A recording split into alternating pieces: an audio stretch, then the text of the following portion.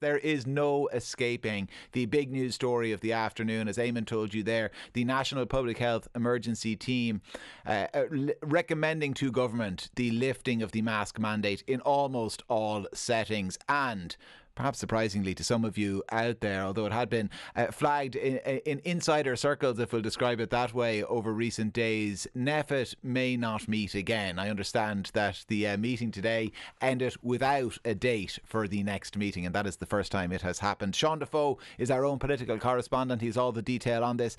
Sean, so what exactly have NPHET sent in this letter to government?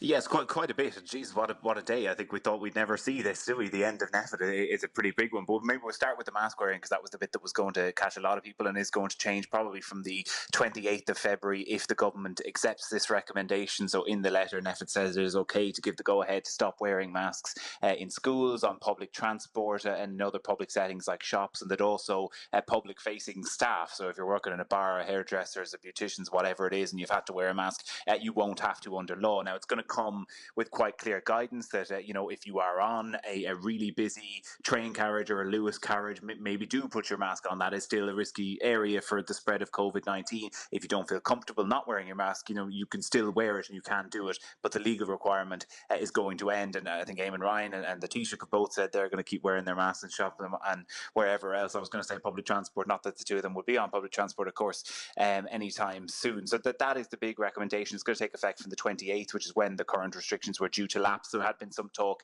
in political circles about it being towards the start of next week, but I think with midterm for the schools next week and NPHET's actual own input into it, it probably won't be then. It'll be later on. Stephen Donnelly is getting briefed around about now by Tony Holohan, so he's going to give him all the input, and then we're just waiting on a timeline for when government is actually going to make the decision. And that decision, Sean, do we expect it to be just, listen, it's no longer necessary, but we would still ask you to do it, or might there be sectoral specific guidance? You don't have to do it in shops anymore. You can if you want to, but you don't have to. But we would strongly recommend you do it in public transport. Is that a possibility? Yeah, I think that's in play. That's the kind of thing that they're going to be talking about. It comes back to what they've been pushing towards for a while, a personal responsibility. If you're going into a scenario you think is going to be particularly risky, maybe put on the mask. Or again, if you're not comfortable having your mask off somewhere, or if you are vulnerable, for example, maybe keep your mask on in those kind of settings, or wear the higher grade masks. Very much kind of trying to get across this idea it is still completely okay to wear a mask. A lot of people will be uncomfortable with this move, but the legal requirement is what's ending.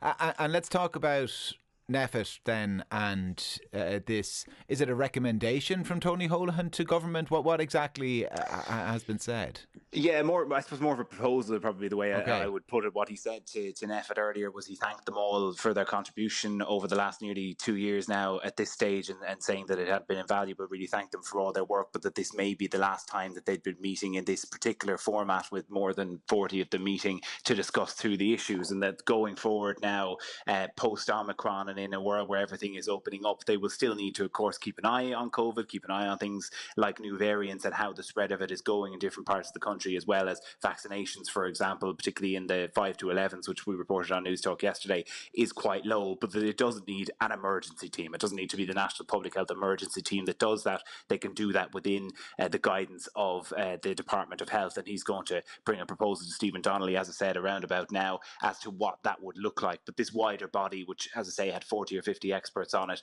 is no longer needed for the time being, at least. Okay, so a slimmed down body, is that what we're looking at? And it might not even have a title. What, just some of the members of NPHET will sit down periodically and assess how things are going. Is that it? Yeah, exactly. Like some of the members of NPHET work within, this would be their day job anyway, Tony Holohan and the other ones, they are in the Department of Health. There's obviously people from the HSE who are in it as well, so they're going to stay in contact with the ministers, but not in that wider formal group where they sit down every week or every 2 weeks. And as you said in your intro there, the first time that they haven't set a date. So Tony Holohan obviously not precluding what Stephen Donnelly will decide. Stephen Donnelly could turn around and say, actually, no, I want you kept on for a while, but I don't think that's very likely. He's probably going to be quite happy to see the back of it as well, and be dealing with a much smaller group whenever he's looking for advice. Sean Defoe, Newstalk's political correspondent. Sean, thanks a million for that. There is a temptation maybe today to not necessarily see the news as huge, given the news had been flagged in advance, but it is huge. The lifting of the mask mandate in almost all settings expected from February 28th beyond healthcare, and NPHET disbanding, the likelihood that NPHET in its current guise will disband.